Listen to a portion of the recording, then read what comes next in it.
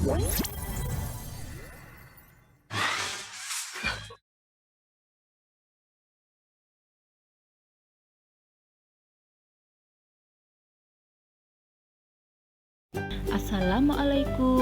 warahmatullahi wabarakatuh.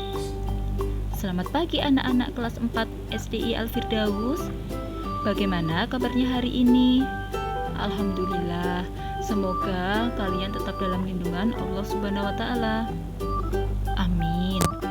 Pada hari ini kita akan belajar tematik. Tema 1, indahnya kebersamaan. Subtema 2, kebersamaan dalam keberagaman, pembelajaran 1 sampai 6. Nah, sudahkah dipersiapkan buku dan alat tulisnya? Alhamdulillah. Ayah dan bunda juga bisa menemani Ananda dalam belajar. Kita cek kesiapan dulu ya. Al-Firdaus, siap. Sebelum kita mulai pembelajaran, mari kita say basmalah bersama-sama. Bismillahirrahmanirrahim. Anak-anak, kemarin kita sudah belajar tema 1, subtema 1. Selanjutnya Tica akan lanjutkan untuk subtema 2. Nah, anak-anak masih ingat tidak kalian tentang kerjasama itu apa? Apa ya yang dimaksud dengan kerjasama itu? Iya, kerjasama adalah sebuah pekerjaan yang dilakukan oleh 2 orang atau lebih untuk mencapai suatu tujuan. Manfaat dari kerjasama yaitu yang pertama, kerjasama dapat membuat pekerjaan yang berat menjadi ringan dan cepat. Yang kedua, kerjasama dapat menumbuhkan rasa kebersamaan dan mempererat tali persaudaraan. Yang ketiga, kerjasama dapat memupuk rasa sosial dan menciptakan kepedulian terhadap sesama. Anak-anak, kerjasama itu dapat dilakukan di mana saja loh. Bisa di lingkungan rumah, di lingkungan masyarakat, maupun di lingkungan sekolah. Nah, di sini Tica akan memberikan contoh kerjasama di lingkungan sekolah. Yang pertama, membersihkan ruang kelas dan lingkungan sekolah. Yang kedua, saling membantu saat teman ada yang kesulitan saat belajar. Yang ketiga, belajar kelompok. Contoh kerjasama di lingkungan rumah. Yang pertama, membantu ibu memasak. Yang kedua, bergotong royong membersihkan rumput liar di lingkungan rumah. Yang ketiga, menyapu halaman rumah. Contoh kerjasama di lingkungan masyarakat. Yang pertama, kerja bakti membersihkan got. Yang kedua, gotong royong membangun masjid. Yang ketiga, gotong royong membangun rumah. Selanjutnya, masih ingat anak-anak, kemarin kita sudah belajar tentang macam-macam agama di Indonesia. Nah, di sini Tica akan menjelaskan lagi macam-macam agama yang ada di Indonesia. Yang pertama ada agama Islam. Tempat ibadahnya masjid, kitab suci, Al-Quran, hari besar, hari raya Idul Fitri, hari raya Idul Adha, dan tahun baru Hijriah, dan Isra Mi'raj. Yang kedua, agama Kristen. Tempat ibadah ada di gereja, kitab sucinya Alkitab, hari besar, hari Natal, hari Jumat Agung, hari Paskah, kenaikan Isa Al-Masih. Yang ketiga ada agama Katolik. Tempat ibadahnya gereja, kitab sucinya Alkitab, hari besarnya hari Natal, hari Jumat Agung, hari Paskah, dan kenaikan Isa Al-Masih. Selanjutnya yang keempat ada agama Hindu. Tempat ibadahnya agama Hindu ada di pura. Kitab sucinya adalah Weda. Hari besarnya adalah hari Nyepi, hari Saraswati, dan hari Pakrusi. Yang kelima ada agama Buddha. Tempat ibadah agama Buddha yaitu Vihara. Kitab sucinya adalah Tripitaka. Hari besarnya adalah hari Waisak, hari Asada, dan hari Katina. Yang terakhir ada agama Konghucu. Tempat ibadahnya agama Konghucu yaitu Litang atau Klenteng. Kitab sucinya adalah Sisu Wuching. Hari besarnya adalah Tahun Baru Imlek dan Cap Gomeh. Selanjutnya, bagaimana ya cara menyusun ringkasan dalam teks? Nah, di sini Tice akan menjelaskan langkah-langkah dalam pembuatan ringkasan. Yang pertama, membaca keseluruhan teks secara seksama. Jadi anak-anak, kalian itu membaca teksnya itu dari awal sampai akhir. Yang kedua, membaca teks secara berulang-ulang. Jika kalian belum paham, jadi bisa mengulangi lagi membacanya dari awal sampai akhir.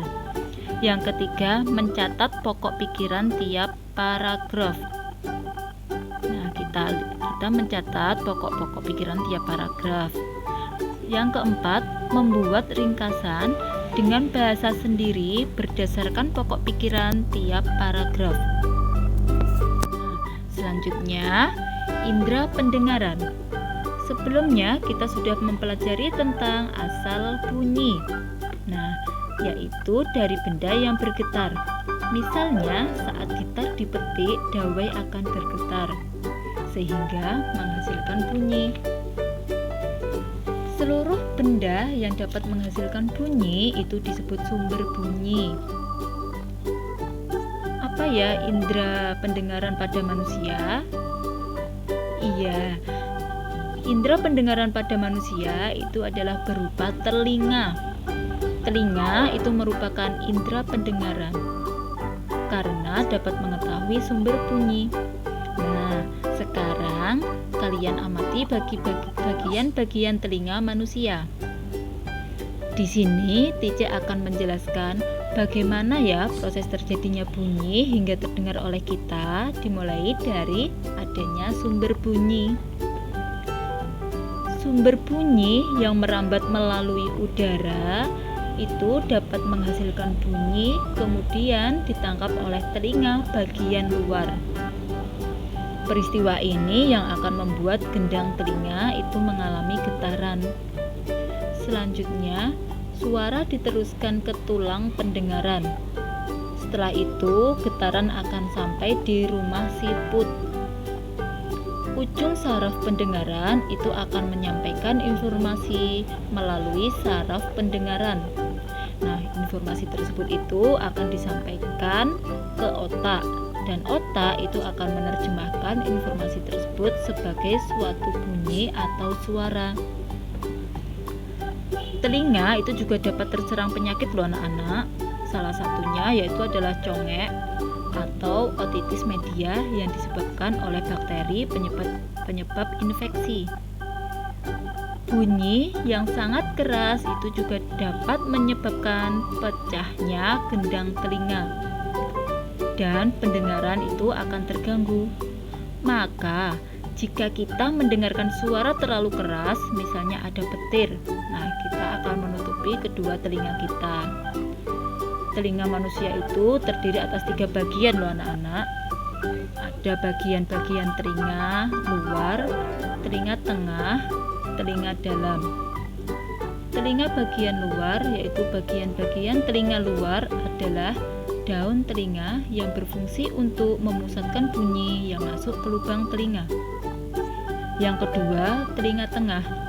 Bagian-bagian telinga tengah itu adalah selaput gendang dan tulang-tulang pendengaran selaput gendang berfungsi untuk menangkap bunyi dari lubang telinga. Tulang pendengaran pada telinga itu bagian tengah terdiri atas tulang nartil, tulang landasan, dan tulang sanggurdi. Tulang-tulang tersebut itu berfungsi untuk meneruskan getaran suara yang berasal dari selaput gendang menuju telinga bagian dalam. Nah, pada telinga bagian tengah itu terdapat saluran eustachius yang merupakan saluran yang menghubungkan telinga dengan pangkal tenggorokan. Selanjutnya, telinga bagian dalam. Bagian dalam telinga itu adalah rumah siput dan alat keseimbangan yang berupa 3 saluran setengah lingkaran. Nah, rumah siput ini merupakan bagian yang memiliki sel saraf. Fungsi dari rumah siput yaitu sebagai penerima getaran suara dari tulang pendengaran. Setelah itu, getaran suara yang diterima kemudian diteruskan ke otak oleh sel saraf. Setelah itu, bagaimana ya cara merawat telinga dengan baik? Nah, cara merawat telinga dengan baik yang pertama, membersihkan bagian luar telinga selama seminggu sekali. Yang kedua, jangan membersihkan telinga menggunakan benda tajam seperti cemiti. Yang ketiga, membersihkan telinga itu harus digunakan secara hati-hati dan tidak terlalu dalam. Selanjutnya, kita akan belajar pada pola lantai pada tari. Ada yang tahu pola lantai itu apa?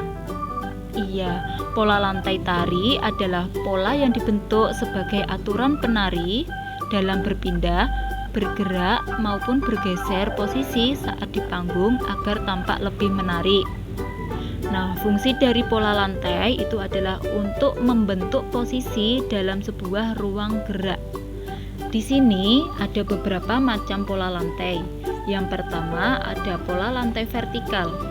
Pola lantai yang merupakan pola yang berbentuk garis lurus dari depan ke belakang atau sebaliknya.